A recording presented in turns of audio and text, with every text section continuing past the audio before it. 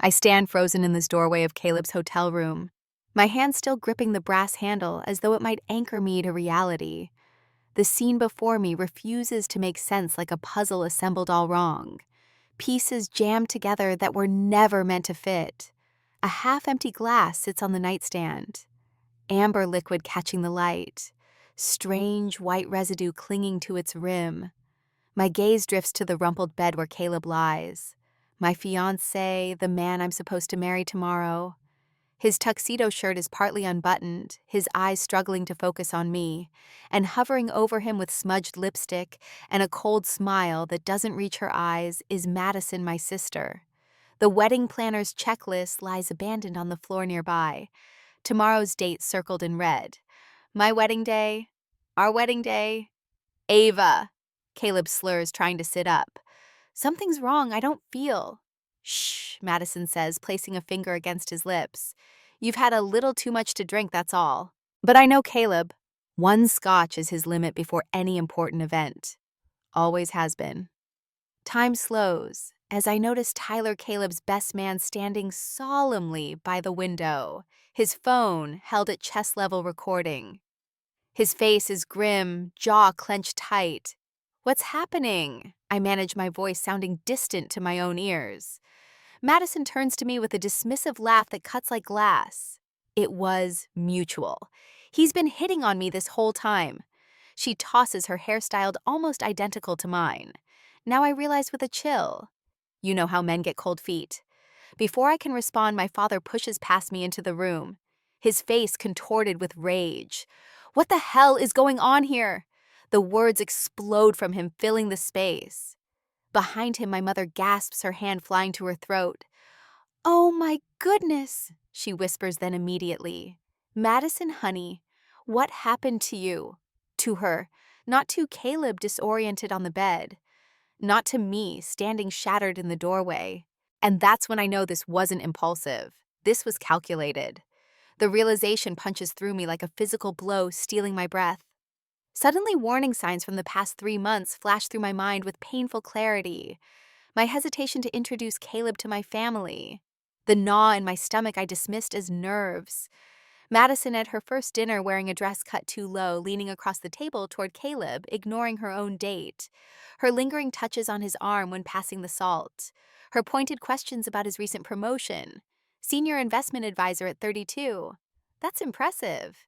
Ava always did know how to pick the ambitious ones. My mother smiling. Madison has always had an eye for potential too. I dismissed my unease as paranoia. Family loyalty would prevail. It had to. Now watching Madison's practiced expression of innocence, I recognize the familiar pattern.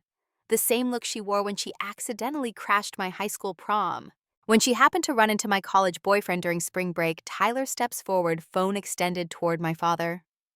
You need to see this, Mr. Richardson. He presses play. The video shows the hotel bar from earlier this evening. Madison approaches a table where Caleb sits alone reviewing his speech cards.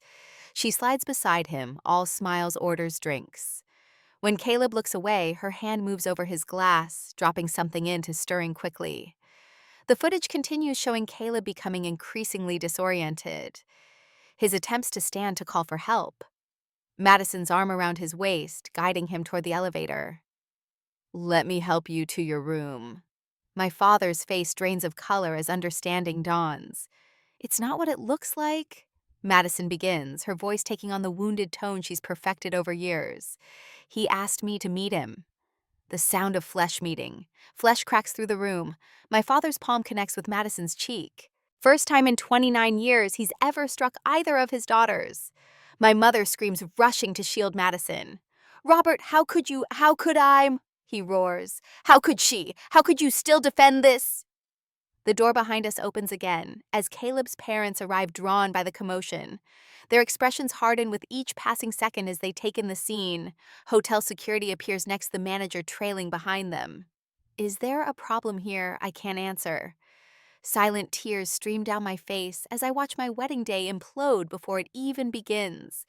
The careful planning, the tasteful invitations, the vows I'd written and rewritten until every word felt perfect, all of it meaningless now.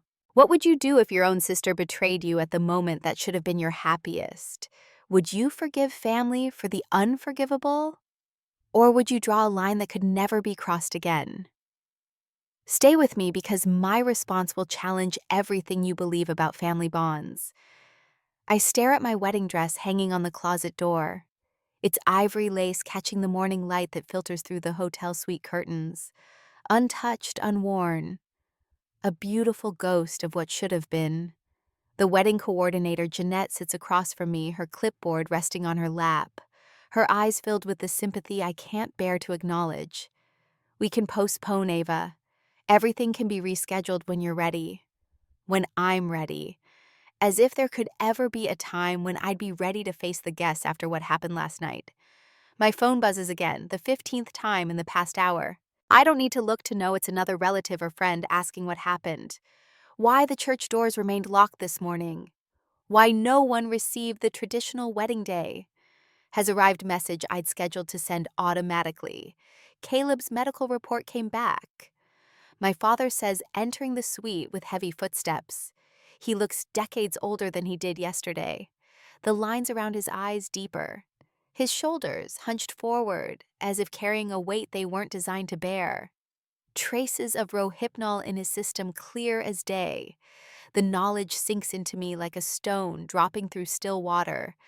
I knew it last night, but hearing it confirmed makes my chest constrict. And the security footage hotel manager just showed it to me. Dad's voice breaks. Madison arrived at 6:42 p.m., 20 minutes before she was supposed to meet us for the rehearsal dinner. She went straight to the bar where Caleb was reviewing his speech. The words hang in the air between us as Jeanette quietly excuses herself, squeezing my hand before she leaves. I don't squeeze back. I can't feel anything but a cold rage crystallizing in my core. I need to see something I say, reaching for my laptop. Dad watches as I open Caleb's cloud storage heist password saved in my browser from the time he asked me to help organize our honeymoon photos. Years of text messages back up automatically.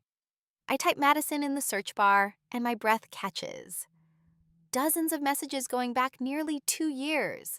I'm just venting about the divorce. One reads, "You're so easy to talk to, not like most guys." Another bumped into you at the coffee shop this morning. What a coincidence. We should grab lunch sometime when Ava's busy with work. And more recently, you're too good for her. You know she doesn't appreciate what she has. I click on location data attached to some of the texts. Coffee shops near Caleb's office. The gym he frequents on Tuesdays. The bookstore where he buys his professional journals. None of these were coincidences. Look at this, I whisper, turning the screen toward Dad. She's been tracking him, following him, creating accidental meetings for months. My hands tremble as I open my phone gallery and begin scrolling backward through photos of Madison and me. There 3 months ago, her hair still its natural blonde. Then 2 months ago, the same chestnut brown as mine. Her clothing style shifting subtly. The same shade of lipstick, even her laugh changing to mirror my own. Dad, I whisper, can you get Mom's family photo albums? He returns 20 minutes later, his expression grim. We spread the albums across the bed. Holidays, birthdays, vacations. I see it now. The pattern I was too close to notice. Mom's arm always around Madison. Madison always in the center. My achievements noted with a cursory. That's nice, dear. While Madison's smallest accomplishments warranted celebration dinners, Dad's phone rings. He answers, listens. Then his face drains of color. I'll be right there, he says, disconnecting. What now? I ask, though part of me doesn't want to know. I need to check something in your old bedroom at the house. His voice is tight. The hotel staff found items in Madison's room, things that seemed personal. They wanted to know if they were stolen. While he's gone, my phone buzzes incessantly. A text from Tyler. Madison's refusing to leave the hotel, demanding a family meeting to explain her side. Almost simultaneously, a message appears from Aunt Caroline. Your mother called, says, "This is all just a terrible misunderstanding. What's going on, sweetie?" Then from Cousin Rebecca. I always knew Madison had issues, but drugging Caleb, that can't be true. And from Uncle Stephen. Family sticks together, Ava. Whatever this is, we can work through it. The realization hits me like a physical blow. They're already rewriting the narrative. By tonight, it will be a misunderstanding. By tomorrow, perhaps I'll be the villain for not forgiving family. A knock at the door reveals Caleb's parents, their faces set with determination. "We've spoken with Caleb," his father says. "The wedding will still happen, Ava. When you're ready, not when they expect." Behind them stands Tyler, his phone in hand. The groomsmen are handling guest communications. Standard message: private family emergency, details forthcoming. Gifts can be collected at the reception venue. "Some of your guests are already taking sides," Tyler adds quietly.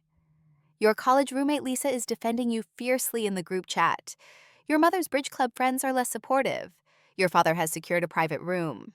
Mrs. Jenkins adds her hand firm on my shoulder for immediate family only, away from prying eyes and wagging tongues. Dad returns his face ash in a small box in his hands. "Found these in Madison's overnight bag at the house." He opens it to reveal my childhood diary, the pearl earrings Grandma gave me for my 16th birthday, and photos of Caleb I'd kept in my old desk. "She was using your memories to cact to him." A text message lights up my phone from Caleb this time. A photo of a handwritten note. "Nothing changes. I love you. We face this together." The hotel manager appears at the door. "Miss Richardson, I've arranged for a delayed ceremony at no additional cost. Whenever you feel ready, this situation is unprecedented in my 20 years here." Strength floods back into my limbs. I stand smoothing my wrinkled clothes from yesterday. "Tell me where the family room is." 20 minutes later, I walk through the door of a small conference room. Madison sits at the table, eyes red-rimmed but calculating. Mom stands behind her, hand protectively on her shoulder. Aunts, uncles, and grandparents fill the remaining seats, their expressions ranging from concern to confusion. Ava Madison begins, her voice catching with practiced vulnerability. "I'm so sorry about this misunderstanding." Madison was going through something. Mom interrupts. She's been struggling since her divorce and with the wedding stress.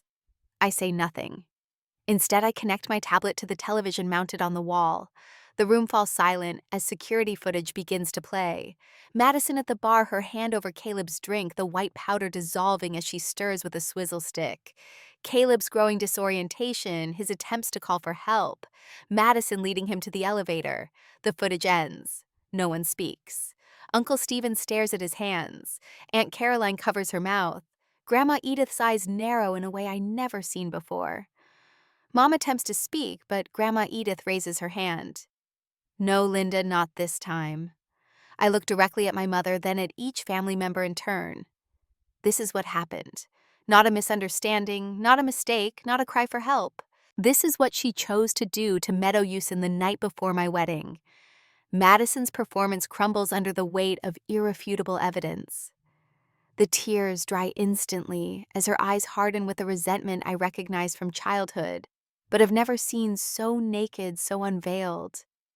My voice doesn't waver. Not anymore. Because sometimes what you thought was paranoia turns out to be your intuition, desperately trying to protect you from those who should have loved you most.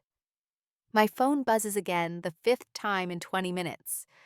I don't need to check the screen to know it's another relative with an opinion I never asked for.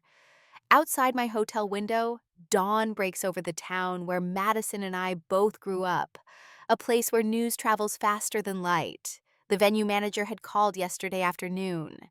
"Miss Richardson, I hate to ask, but we need to confirm. May are we proceeding with cancellation details?" Her voice had been carefully neutral, already assuming the worst. The local gossip mill had clearly been working overtime.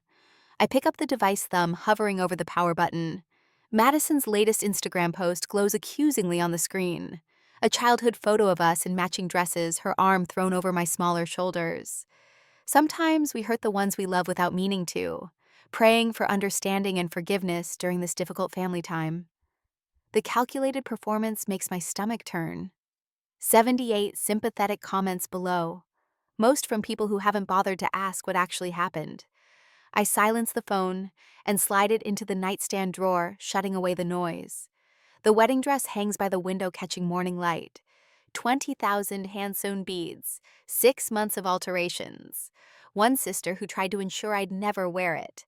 A gentle knock interrupts my thoughts. Ava. It's not the voice I expect. It's Chaplain Thomas. Do you have a moment? I hesitate, half expecting to find my mother standing there uninvited. Another album of Madison's childhood photos clutched in her hands. She'd appeared to my door at dawn, flipping through faded images. Look how sweet she was. She'd insisted, as though baby pictures could erase drugging my fiancé. The hotel chaplain waits in the sitting area of my suite. His weathered hands folded patiently in his lap.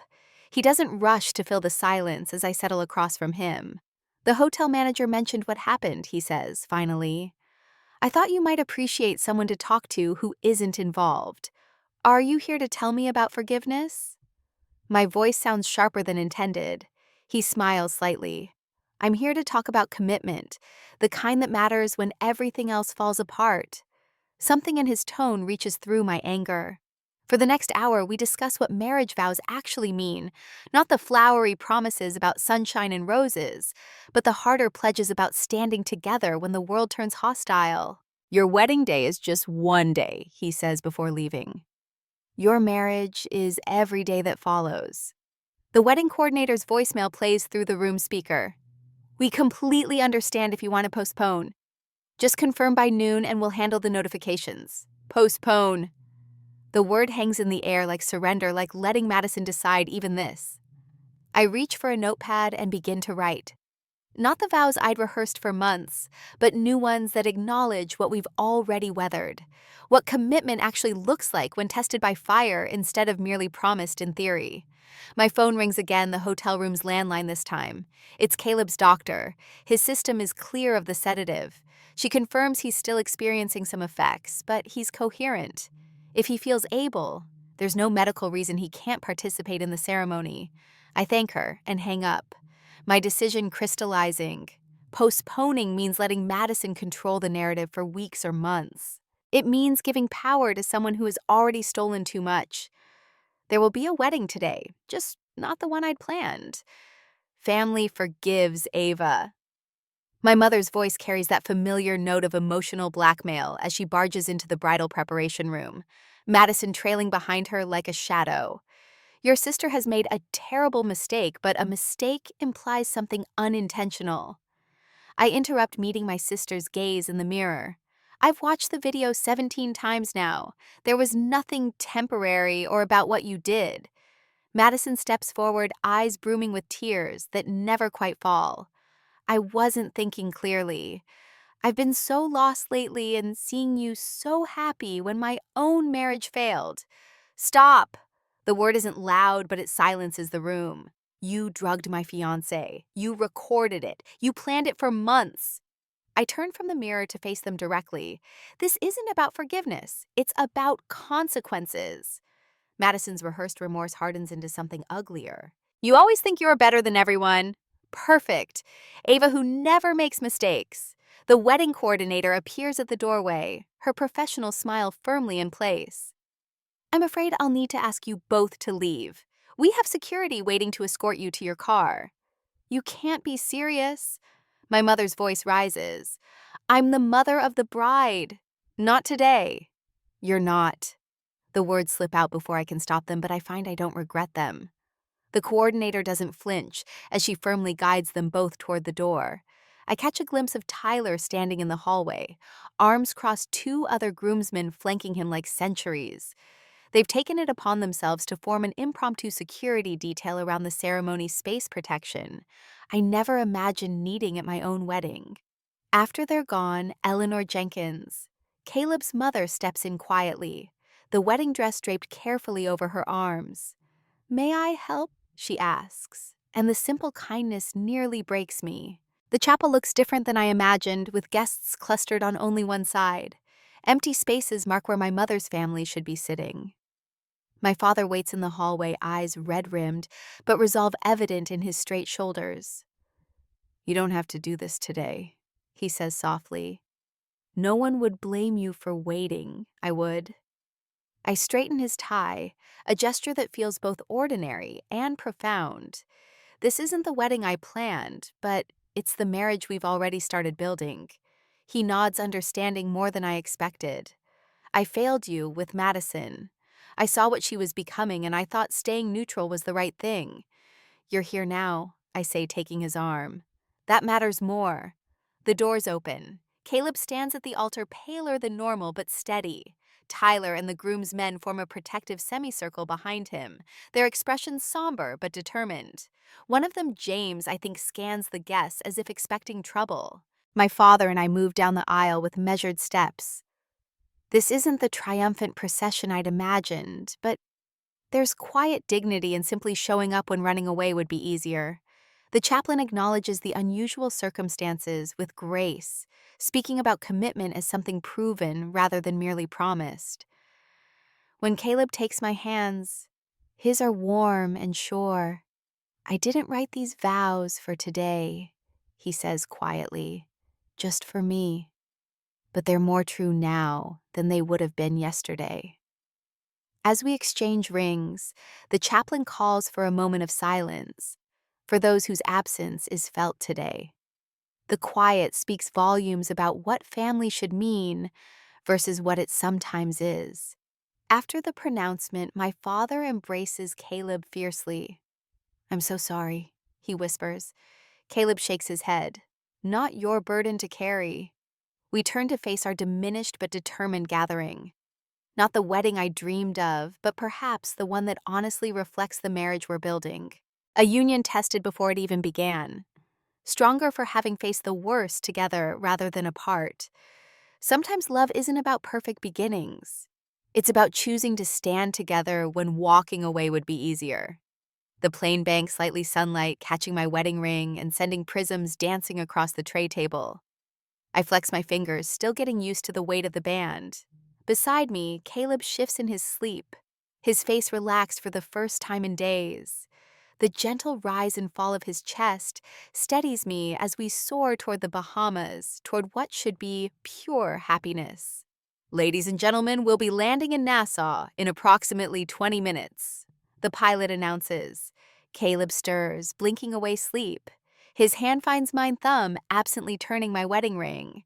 Hey, Mrs. Jenkins.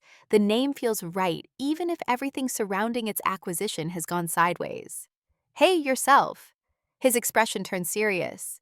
We need to talk about what happens when we get back. Not now, I say softly. We have 6 days. Madison and my mother can wait.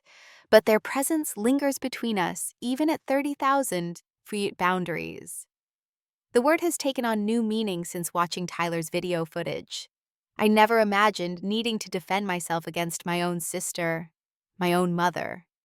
The resort welcomes us with expected fanfare, champagne floweries, and staff calling us newlyweds with practiced enthusiasm.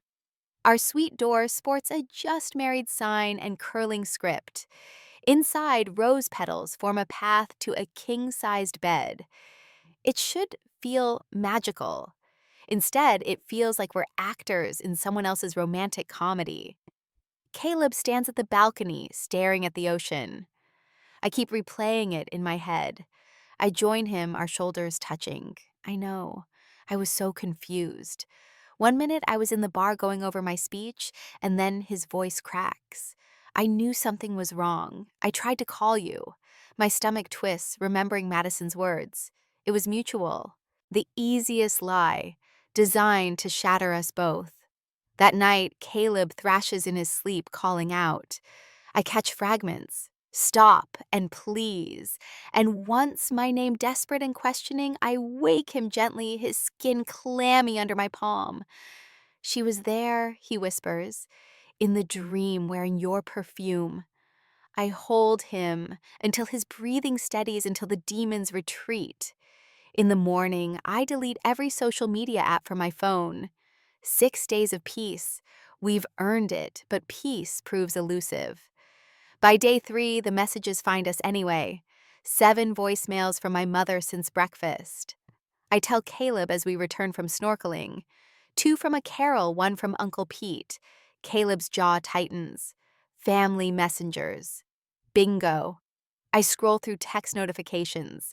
Oh, and apparently Madison has started therapy and deeply regrets her temporary lapse in judgment. Caleb's laugh is sharp and humorless. Temporary. She spent 3 months setting that up.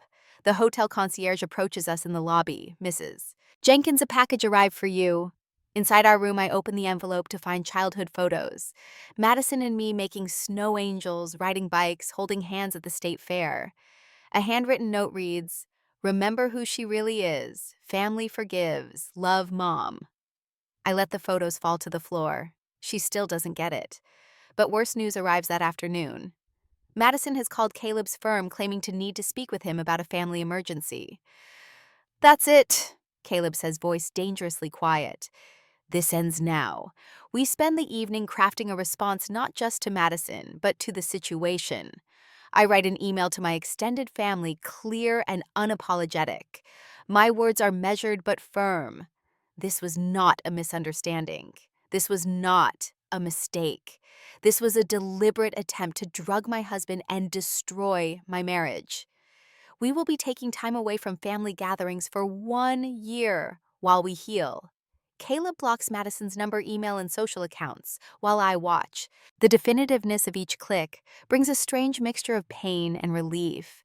"I need to see my father when we get back," I say, alone without Mom or Madison. Caleb nods. "Whatever you need." On our last day, the hotel delivers a gift basket. Inside is a card from my father containing 2 new SIM cards with a note. "New number's a new start. Love, Dad." News filters through despite our defenses. Madison has been asked to leave my parents' home. Dad has started seeing a therapist to understand his role in enabling her behavior over the years. Extended family members who initially believed Madison's version have begun to apologize after seeing the video evidence. Our wedding photos arrive in my inbox on our final day. Beautiful despite everything. Tyler captured moments of genuine joy amid the wreckage. Dad's proud smile as he walked me down the aisle. Caleb's eyes locking with mine as we spoke our vows. The small but loyal gathering of guests who chose to stand with us. "We look happy," Caleb says, studying the images over my shoulder. We were, I realize. We are back home. Wedding gifts wait in our apartment. Reminders of those who believed in us enough to send them despite everything. Dad arrives for dinner our first night back alone, but carrying a folder of financial documents. "Madison's trust fund is frozen," he says without preamble. "The money your grandmother left was meant for education and a down payment on a home." Not. He trails off, unable to name what Madison tried to do. "And Mom?" I ask, though I already know. Dad's face crumbles momentarily before he regains control. "She's moved in with Madison. Says I've abandoned our daughter when she needs us most." He looks down at his hands. "I told her Madison isn't the only daughter we have." The admission cost him. I can see it in the new lines around his eyes, the slight tremor in his fingers as he passes me the folder. I've revised my will and financial arrangements. You should know what's in there. Later, as Caleb and I clear the dishes, I wonder aloud, is it even possible to have any relationship with them after this? With either of them, Caleb places a plate in the dishwasher with deliberate care. That's not a decision you need to make today. But we both know some lines once crossed change the landscape forever. The question isn't whether I'll forgive Madison. It's whether I can ever trust a family system that produced and protected her behavior for decades. Where forgiveness ends and self-pee protection begins isn't a line drawn in sand. It's carved in stone, with a chisel still warm in my hand. The cream-colored envelope sits on our kitchen counter like a landmine, waiting to detonate. I've been staring at it for 20 minutes. The elegant script of my mother's handwriting both familiar and threatening. 3 months since our wedding day, and here it is, the inevitable attempt to rewrite history. "You don't have to open it," Caleb says, placing a mug of coffee beside me. His voice is steady, but the slight furrow between his brows betrays his concern. I slide my finger under the flap and pull out an embossed invitation. "Family Healing Retreat." It announces in ornate lettering. Below that, my mother has handwritten to reunite our broken circle. I pull out a second paper, Madison's letter, her handwriting eerily similar to mine. 3 months of intensive therapy. I read aloud, my voice flat. She claims she's had a breakthrough about her competitive issues with me. I look up at Caleb. She says she's ready to make amends. Caleb takes the invitation, his jaw tightening as he reads the presumptuous line at the bottom.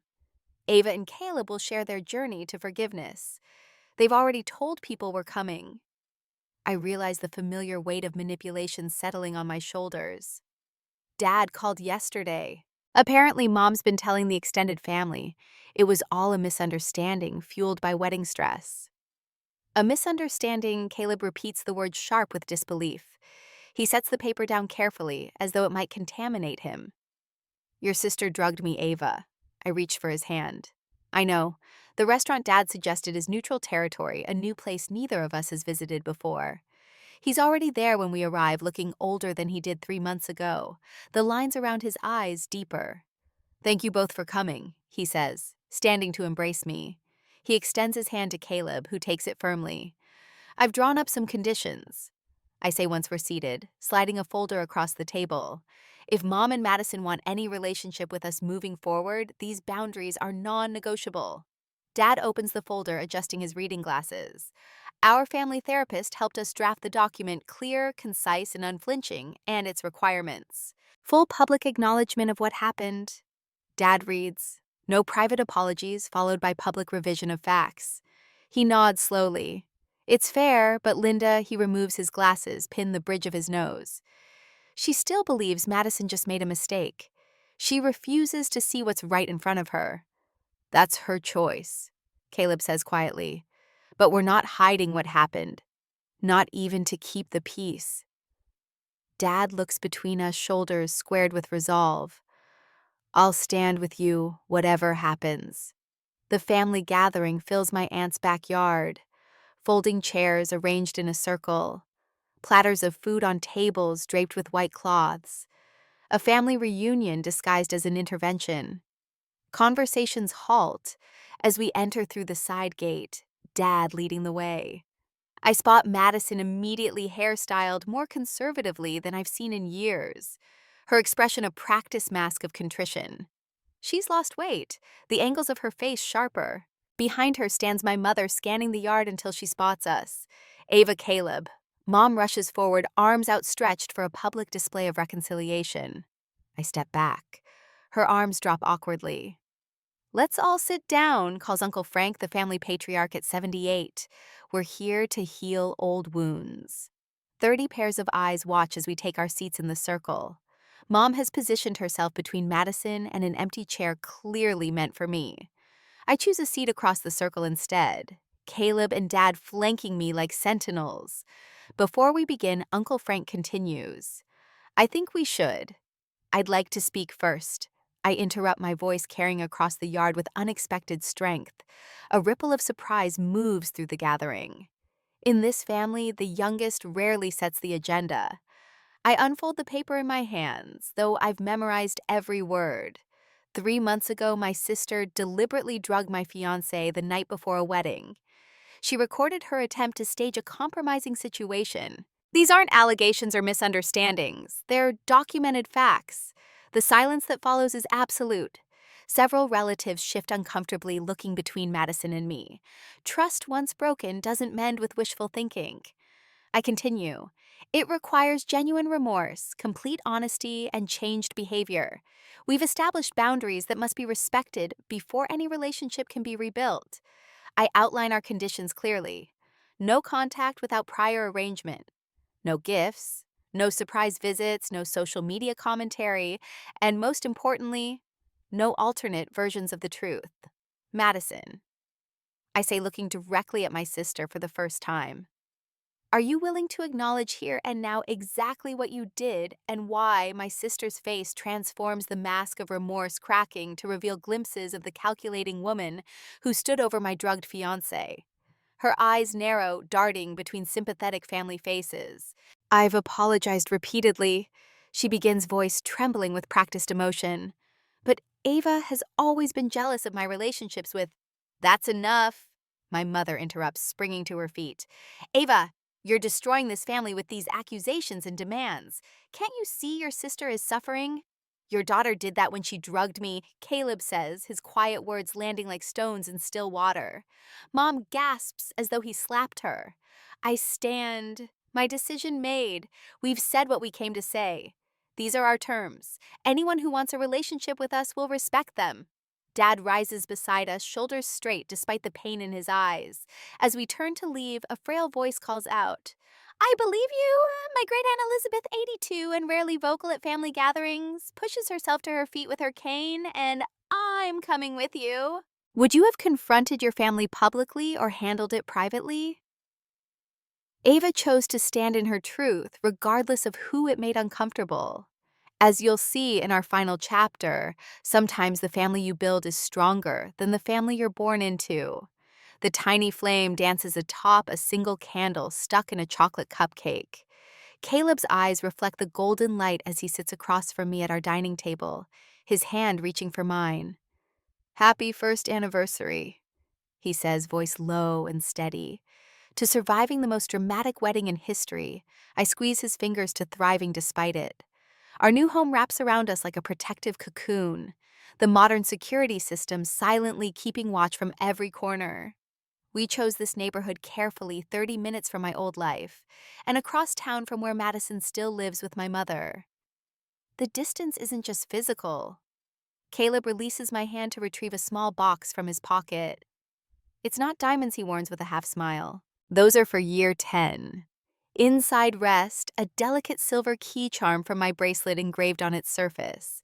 Truth unlocks freedom. It's perfect, I whisper, blinking back unexpected tears.